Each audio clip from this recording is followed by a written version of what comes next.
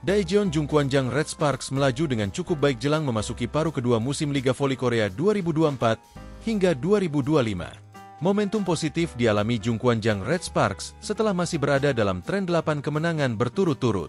Selanjutnya, misi Megawati Hangestri Pertiwi dan kawan-kawan adalah mempertahankan posisi untuk lolos ke babak playoff. Lebih-lebih, Red Sparks bisa meraih hasil lebih baik dari peringkat ketiga pada klasemen akhir di fase reguler. Midle blocker Red Sparks, Jung Ho-yang, berharap bisa mendapatkan kesempatan lagi untuk berlaga pada babak playoff.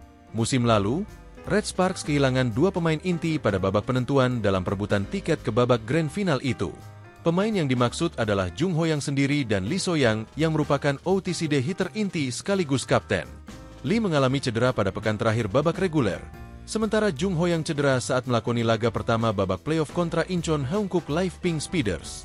Maka dari itu, patut disyukuri bahwa seluruh pemain Red Sparks tidak ada yang mengalami cedera ketika tren positif kembali dibangun. Rasanya senang untuk menjalani babak playoff untuk pertama kalinya setelah debut profesional saya, kata Jung Ho-yang kepada News 1KR.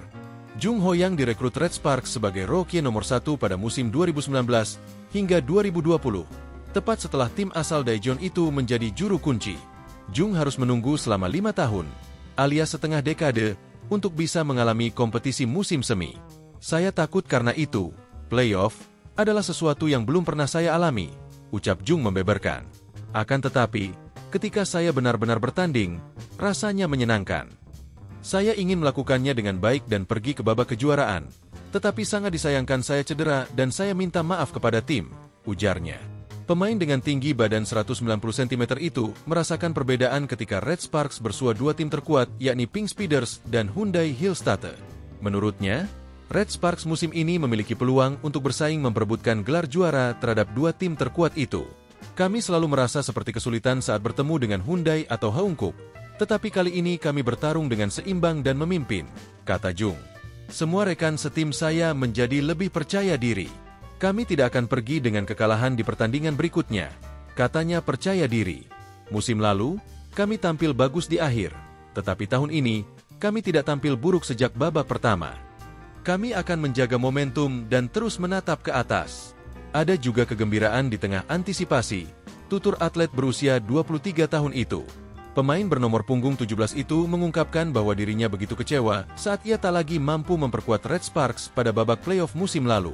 Awalnya saya merasa kesal saat mengalami cedera dan berpikir mengapa hanya saya yang mengalami cobaan seperti ini? Apakah karena tubuh saya lemah? Ujarnya. Saya marah pada diri saya sendiri, tetapi sekarang setelah saya mengalami semua hal buruk di awal usia 20-an, saya mencoba berpikir positif bahwa hanya hal-hal baik yang akan muncul dari sana. Jung mengharapkan tuah pada tahun 2025 yang merupakan tahun ular biru di Korea Selatan, yang dipercaya berarti kebijaksanaan dan pertumbuhan. Saya harap saya tidak akan pernah cedera, kata Jung ketika ditanya tentang harapannya untuk tahun ini. Saya berharap bisa menyelesaikannya dengan baik tanpa cedera. Saya juga ingin mencapai puncak, babak kejuaraan, dan saya berharap tim nasional akan tampil baik di VNL dan tidak terdegradasi, pungkasnya. Download Tribun X sekarang, menghadirkan lokal menjadi Indonesia.